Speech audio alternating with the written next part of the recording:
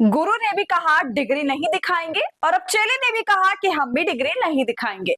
दोनों की बातों पर कोर्ट ने लगाई मोहर। जी हाँ दोस्तों, भारतीय जनता पार्टी में एक ही टाइप के लोगों का जमावड़ा है। मेरी बातों से तो आप समझ ही गए होंगे कि मैं किसकी चर्चा कर रही हूँ। नहीं समझे तो मैं बता दूं कि यहाँ पर चर्चा प्रधानमंत्री मोदी और स्मृति ईरानी की हो रही है। वही स्मृति ईरानी जो एक समय पर शिक्षा मंत्री बनाई गई थी, इतना बड़ा मंत्रालय इनको सौंपा गया था और बाद में जाकर पता चलता है कि उनकी डिग्री का तो कोई ठीक ठाक प्रमाण ही नहीं है।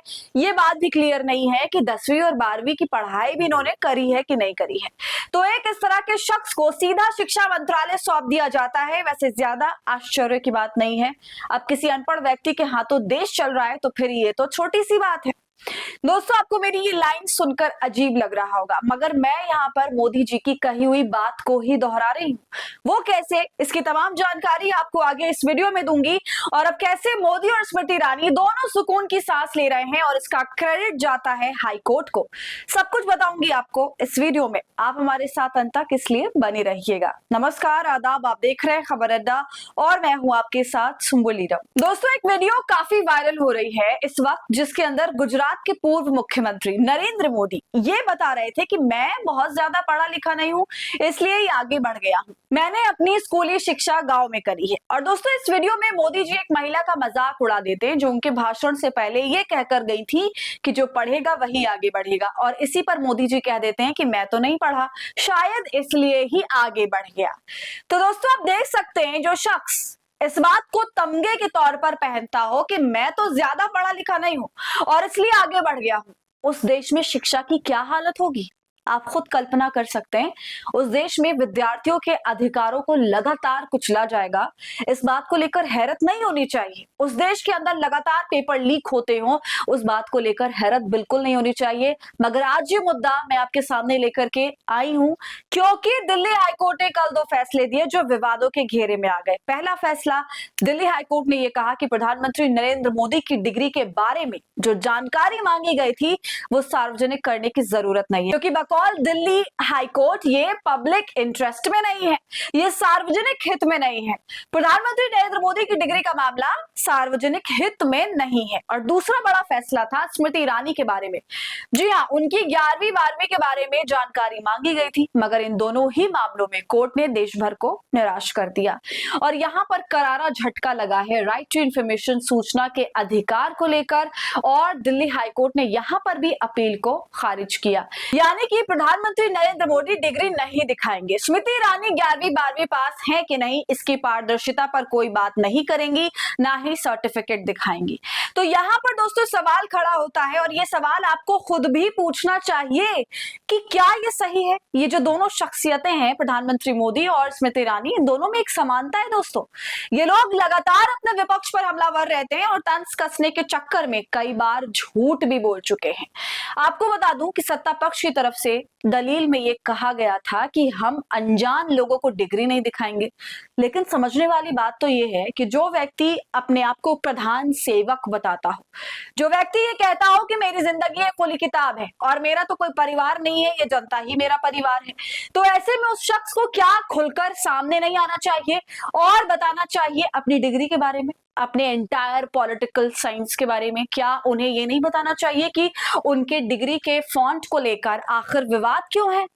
और दोस्तों, दिल्ली हाईकोर्ट ने जो इन दोनों को लेकर जो फैसला दिया वो केवल याचिकाकर्ताओं के लिए एक बड़ा झटका नहीं है, बल्कि ये देश की जनता के लिए एक बड़ा झटका है, क्योंकि अब इन दोनों की डिग्रीज को लेकर कोई पारदर्शिता नहीं रह गई है और अब आगे से इसे कोई फिर से चैलेंज भी नहीं कर सकता, क्योंकि फाइनल रूलिंग ही पक्ष में आया है। कितनी बड़ी बात है कि जो देश की शिक्षा मंत्री हुआ करती थी, सूचना एवं प्रसारण मंत्रालय भी संभालती थी, उनकी 10वीं और 12वीं की शिक्षा को लेकर ही संदेह आज तक बना हुआ है। और इस मामले में सिर्फ ये कह करके कि सार्वजनिक हित नहीं है, फैसले को सत्ता पक्ष के पाले में डाल दिया गया। दोस्तों, वैसे सोचने वाली बात है कि इतने लोकप्रिय नेताओं की डिग्री को लेकर अगर सवाल उठता है तो हम शिक्षा क्षेत्र में क्या मिसाल कायम करेंगे? शिक्षा क्षेत्र छोड़िए, तमाम क्षेत्रों में हम क्या मिसाल कायम करेंगे, क्योंकि बिना पढ़ाई लिखाई के कोई भी क्षेत्र ऐसा नहीं है जो आगे बढ़ पाया है। देश की तरक्की ही पढ़े लिखे लोगों से होती है। और भारत में क्या हो रहा है? वो आप देख सकते हैं। लगातार पेपर लीक हो रहे हैं, इसके मामले सामने आ रहे हैं, जो कि बहुत बड़ी बात है, बहुत बड़ी बात है। लेकिन अभी तक इन मसलों को ठीक तरह से एड्रेस नहीं किया गया। बीपीएससी को लेकर विवाद होता है, यूपीएससी को लेकर विवाद होता है, एमबीबीएस को लेकर के विवाद होता है, नीट परीक्षाओं को लेकर विवाद होता है, और इतिहास की किताबों से तो पूरे पूरे इतिहास को ही गायब कर दिया जा रहा है। तो ऐसा क्यों किया जा रहा है? पूरे देश की मानसिकता को धर्म में क्यों उलझाया जा रहा है? मुगलों का चैप्टर ही गायब कर दिया गया हिस्ट्री के किताबों से। तो ये कहां से कोई अच्छी बात है, और ये कहां से एक पढ़े लिखे का काम है? इन्होंने किताबों से मुगलों का इतिहास खत्म कर दिया, मगर ये दुनिया से तो नहीं खत्म कर सकते। इस इतिहास को सबको मालूम है। तो दोस्तों, ये जो सारा किया धरा है वो पॉलिटिशियंस का है। वो पॉलिटिशियंस जिन्हें पढ़ाई लिखाई से कितना मतलब है और कितना नहीं, ये आप समझ सकते हैं। और अपनी राजनीतिक रोटियां अच्छे से कैसे सेकनी है, ये भी इनको बहुत अच्छे से मालूम है। और ऐसा करने के लिए आज ये इस हद तक आ गए हैं कि आपकी हर एक जरूरी चीज के साथ छेड़छाड़ कर रहे हैं, आपके भविष्य के साथ छेड़छाड़ कर रहे हैं। भारतीय जनता पार्टी के नेता दोस्तों अनुराग ठाकुर बच्चों के सामने क्या कहते हैं? अंतरिक्ष यात्रा सबसे पहले किसने करी? बच्चों ने बोला नील आर्मस्ट्रांग ने। मगर ये भाजपाई मानसिकता के नेता अनुराग ठाकुर क्या कहते हैं कि नहीं बच्चों, आप गलत बोल रहे हो, नील आर्मस्ट्रांग नहीं, सबसे पहले हनुमान जी अंतरिक्ष यात्रा पर गए। अब बताइए इस बयान पर कितनी तालियां बजाई जाए। अब अगर बच्चों ने उनकी बात को सीरियस ले लिया और एग्जाम में हनुमान जी लिखकर आ गए, तो आप बताइए दोस्तों, कमेंट सेक्शन में आप इसका जवाब दीजिएगा कि क्या ऐसे ही तरक्की होगी आपके बच्चों की।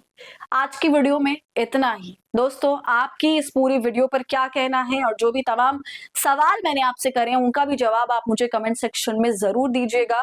वीडियो को लाइक और शेयर कर लें। खबर अड्डा को यूट्यूब पर सब्सक्राइब